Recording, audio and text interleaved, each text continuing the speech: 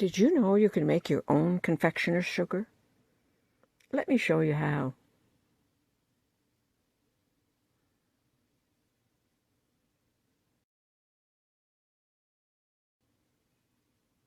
Two cups of sugar,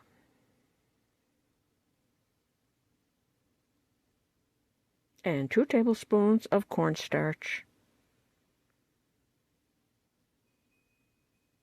and blend on high for a minute or two.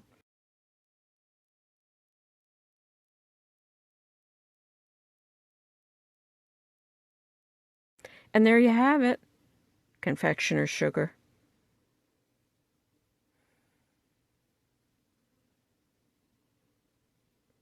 Store it in a dry container.